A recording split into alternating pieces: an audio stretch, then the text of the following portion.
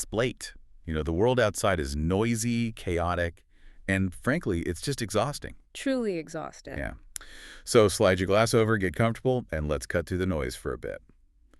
Welcome to the deep dive. Always good to have you here. Usually when we look back at the past, we expect this neat little timeline. You walk through a brightly lit museum, you look at a piece of cracked pottery behind glass. And you read a little placard. Right, a placard that says, 3000 BC.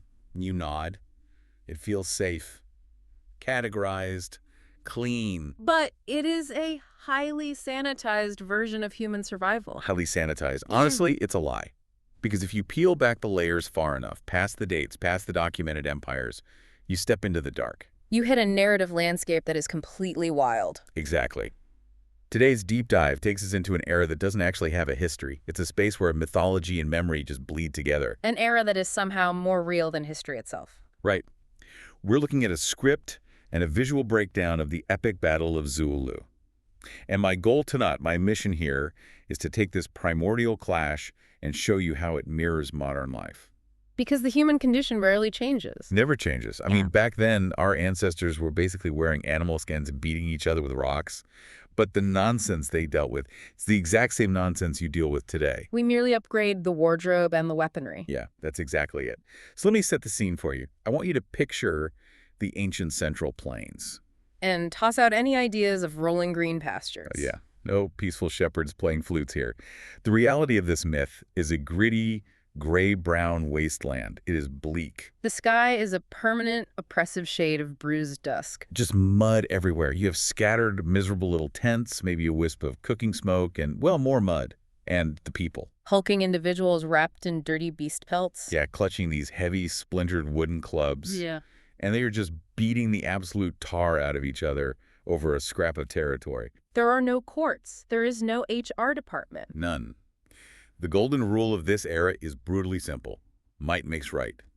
Whoever has the heaviest club gets to speak. It is the pure, unfiltered state of nature. Survival hinges entirely on physical dominance. With absolutely zero institutional restraint. It's just a continental-scale bar brawl with no bouncers. The fundamental color palette of this era is earth and blood. Earth and blood. I like that. But, here's the thing about lawless, chaotic worlds. Eventually, someone gets a headache from all the screaming. Someone gets tired of sleeping with one eye open. Right. Someone decides they want to establish a few house rules. And that brings us to the first major player in our story today, the Yellow Emperor. The instigator of order. Now, emperor is a loaded word. You hear it, and you probably picture a guy born into silk sheets, lounging on a golden throne. Tossing grapes into his mouth. Exactly. But in the primordial mode, you don't get to inherit a throne. You have to invent the concept of the throne. A radical shift from brute force to administration. Yeah, looking at the sources, this guy isn't a traditional king. He is a CEO. He is a ruthless, top-tier startup founder trying to launch a company in the middle of a war zone. And you can see this in the visual contrast within the myth. Oh, it's night and day. Out in the wasteland, guys are wearing bloody pelts and, collecting teeth. But in the Yellow Emperor's camp, the vibe completely changes. The colors shift to warm, orderly tones. Yeah, he's wearing woven linen clothes. And think about what linen means. Someone sat down, harvested a plant, processed it, spun it, and wove it. It requires a supply chain. Exactly. A supply chain in the Stone Age. And get this, he's sitting at a desk. Just let that sink in for a second. He built a desk in a wasteland. It is a profound statement of intent. Right. On this desk, the visual breakdown shows he has a wooden comb, which represents water management and irrigation, and he's holding bamboo slips for planting. While his neighbors are fighting over a dead deer, this man is building a spreadsheet. A literal spreadsheet. He's digging irrigation ditches, he's assigning shifts.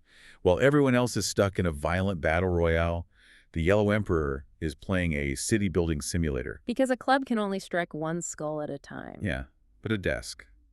A bamboo slip. A plan organizes thousands of people. Exactly. The myth is showing us that civilization doesn't begin with a stronger warrior. It begins with logistics. It begins with a manager. He is attempting to substitute the terrifying unpredictability of violence with the predictability of institutions. Which is great, right? You farm, you store grain, you create an economy. But here is the catch. Every civilized CEO eventually faces a hostile takeover. You put up walls, you store grain, and someone is inevitably going to come looking for it. And the threat the Yellow Emperor faces is just a nightmare. This is where Chiyu and the Zhuli tribe enter the narrative. Yeah. Chiyu, I'm looking at the descriptions in the source material, and you realize pretty quickly that you cannot manage your way out of everything. How does a man at a bamboo desk negotiate with a literal human tank? Spoiler alert, he doesn't. Just the description of Chiyu changes the temperature of the room. The warm, orderly colors of the CEO's startup vanish. Replaced by dark red and black. Pure, unadulterated aggression. The myth describes Chiyu as having a, quote, bronze head and an iron forehead. I mean, what do you even do with that? The imagery is deliberate, metallic elements, horns, impossible scale. Yeah, he wears a heavy horned helmet. He carries a massive, terrifying metal axe. He's not just a guy. He is the physical manifestation of unyielding, uncompromising force. An engine of destruction. And the sources refer to his leadership strategy with a phrase I absolutely love. They call it the house demolition style. A very apt translation. It's perfect. There's no back and forth. There's no sitting down at the bamboo desk to hash out a mutually beneficial merger. Chiyu simply wants to kick the door off the hinges and burn the building to the ground. Yeah, his camp is depicted as this wasteland of plundered goods, just littered with the snapped, broken totems of other tribes. He is the entity that walks into a room, flips the table, sets it on fire, and doesn't even blink. It's a bleak thought, honestly. You can build all the irrigation ditches you want, but if a guy with an iron forehead and a metal axe shows up, Your administrative systems suddenly look incredibly fragile. they look like a joke. Yeah. A desk is just wood. An agricultural schedule is just an idea. And systems of order are fundamentally fragile. Chiyu represents the ultimate stress test for any emerging civilization. The ultimate crucible. I mean, the CEO's civilization is purely theoretical until it actually survives absolute chaos. A system of rules cannot legitimize itself until it proves it can withstand an entity that completely ignores those rules. So the clash is inevitable. The CEO's spreadsheets against the human tank's battle axe. This all goes down on the battlefield as Zulu. The definitive confrontation. Right, and you'd expect a straightforward, brutal slugfest, right? Shield walls, spear thrusts, blood in the mud. The Yellow Emperor brings his highly organized troops. Yeah, they have formations. They have supply lines. They have a clear chain of command. It is the pinnacle of prehistoric military administration. But Chiyu does not just charge in and swing his axe. No, he doesn't. He reaches into the primordial dark and pulls out what the sources essentially call an ultimate cheat code. The full map fog. Full map fog. It's chilling just reading about it. The armies are lined up, the CEO is ready to execute his carefully planned strategy, and suddenly, A thick, unnatural, eerie, gray mist rolls across the battlefield. it swallows everything. It is so dense you literally cannot see your own hands. You can't see the guy next to you. You certainly cannot see the commanding officer's signals. And if you can't see the spreadsheet, well, the spreadsheet doesn't exist anymore. It is a devastatingly effective manipulation of the environment. Administration and organization share one critical dependency: visibility. Exactly. The myth describes the Yellow Emperor's perfectly drilled troops just instantly breaking down. They panic. The lines dissolve. They turn into headless flies. Headless flies. Yeah. Just bumping into each other, stabbing at shadows, totally disoriented. Meanwhile, Chiyu and the Zhuli tribe are entirely in their element. They do not rely on formations. They thrive in the chaos. They just emerge from the gray mist like these armored ghosts, swing those massive metal axes, shatter a dozen men, and vanish right back into the fog. Chiyu neutralizes the Yellow Emperor's single greatest advantage simply by blinding it. It's brilliant. It's the ancient equivalent of bringing a highly detailed, beautifully crafted PowerPoint presentation to a boardroom showdown. And the moment you open your mouth, your rival cuts the power to the building. Yes, you are standing in the pitch black holding a useless clicker while he is literally stealing the company assets. It's terrifying. When a structured system loses its sightline, it immediately reverts to the chaotic state of nature. The wasteland reclaims the battlefield. So what do? The startup is collapsing in the fog. Your employees are headless flies. Do you try to outmuscle the human tank in the dark? Attempting to outmuscle chaos on its own terms is a guaranteed failure. Chaos has more practice. Chaos definitely has more practice, so you don't fight harder. You pull out the ancient black tech. A profound piece of early mechanical engineering disguised as mythology. Oh, it's so cool. The Yellow Emperor reaches into his own arsenal and reveals his masterpiece, the south-pointing chariot. A primitive GPS. Let me break down how weird and wonderful this thing is. It's a wooden cart pulled by a couple of horses, but mounted on top of this cart is a carved wooden figure with an outstretched arm. And the finger on that arm unyieldingly, stubbornly points directly south. Right. No matter which way the cart turns, no matter how chaotic the terrain gets, the finger tracks south.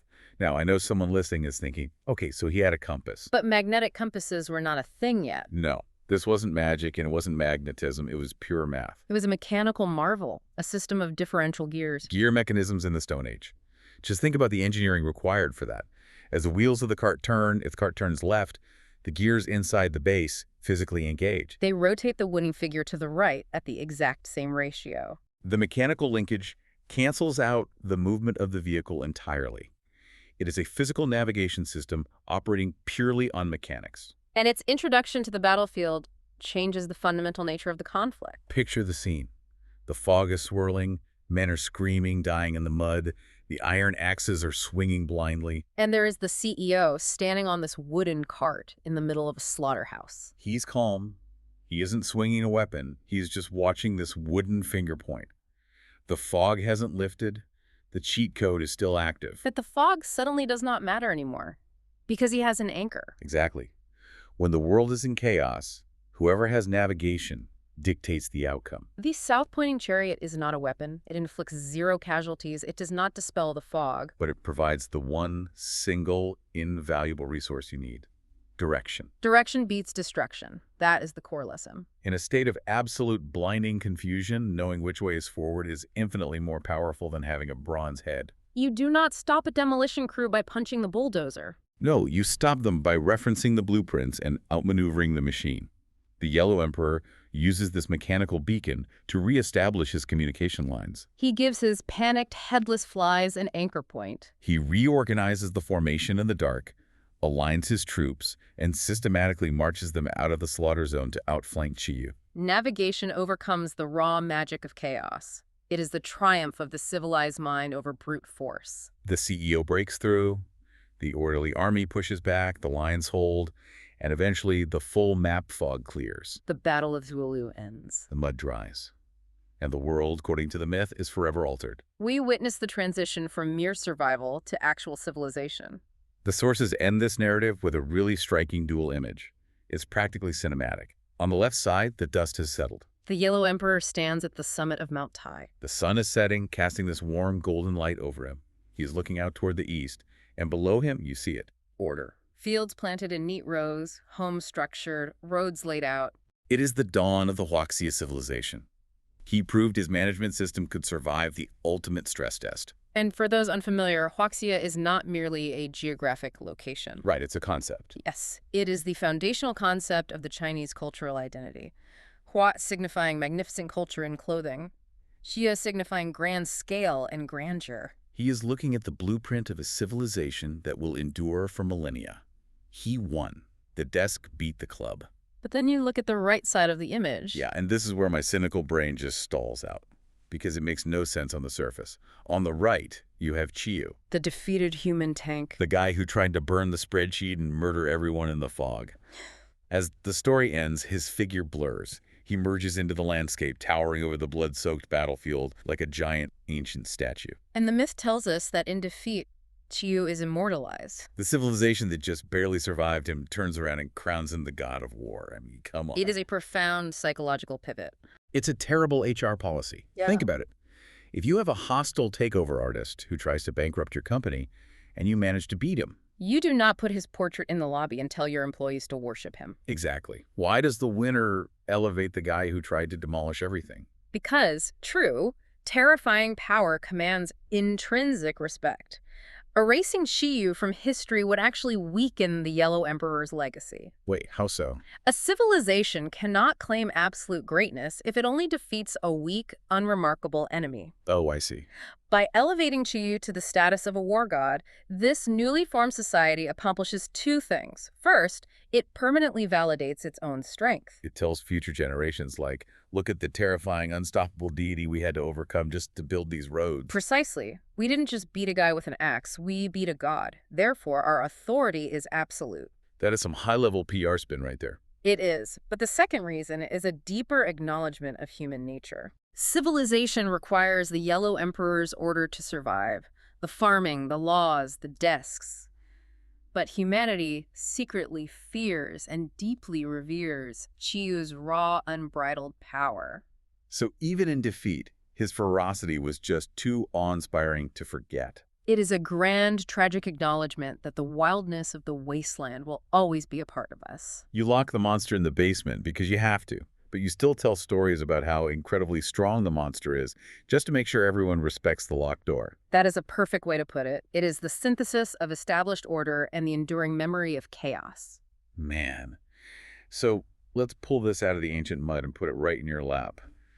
What does this mean for you, listening to us right now? The archetypes have not changed a bit. Not one bit. Look, we don't live in a gray-brown wasteland anymore. You aren't literally fighting a guy with a bronze head on your morning commute. Though it might feel like it. It really does sometimes. But let's be honest, we just put these archetypes in tailored suits, gave them email addresses, and moved them into office buildings. The patterns of human conflict are remarkably static. Think about your workplace. Think about your life. You know a human tank. Everyone does. You have sat in a meeting with someone whose entire strategy is the house demolition style. They don't want to build on your ideas. They don't want to collaborate. They just want to bulldoze the conversation. Yeah, flip the table and prove they're the loudest, most destructive voice in the room. And the fog. The full map fog is basically the defining characteristic of modern life. It is perhaps the most accurate metaphor for the current era. It's everywhere. Information overload. Yeah. Economic uncertainty. You wake up, you check your phone, and the news just drops a thick, gray mist over your entire mental state. You cannot see a week into the future, let alone 5 years. You feel the panic, your plans dissolve, you become a headless fly, just bumping into the walls of your own life, totally disoriented. And that is the precise moment you must remember the mechanics of the primitive GPS. Yes. When the fog rolls in, you cannot survive by swinging an axe in the dark. You can't outstress the stress. You need your own south-pointing chariot. You need a core system, a set of personal principles, a rigid internal compass that does not drift no matter how chaotic the environment gets. That internal navigation is the only way you survive the blind spots. You have to be your own civilized CEO when the world decides to play the part of Chiyu. That is the enduring utility of myth. It provides a navigational tool for the human experience, crafted long before literal maps were drawn. A time that has no history, but is more real than history. I'm looking at this story, and it just makes perfect sense. It truly does. We've covered the desk in the wasteland, we've covered the mechanics of the chariot cutting through the fog, and we've covered the victor building the cities of Huaxia. The foundation of an era? But before you finish that drink and head back out into the noise, I want to leave you with one final thought, something to chew on the next time you're stuck in the mist. A lingering question. We always hear that the winner writes the rules, right? The Yellow Emperor won. He built the desks, he established the logistics, and he founded the structured, safe civilization we all rely on today. He built the world we live in. But if the loser, the guy who wanted to tear every brick of it down, is the one who gets remembered, romanticized, and worshipped as the immortal god of war. Which legacy does human nature actually crave more? Exactly. Deep down in the dark, do we truly want the safety and predictability of the manager's order? Or are we all still secretly intoxicated by the terrifying, unbridled power of the human tank? It is worth considering. Think about it. We'll see you next time.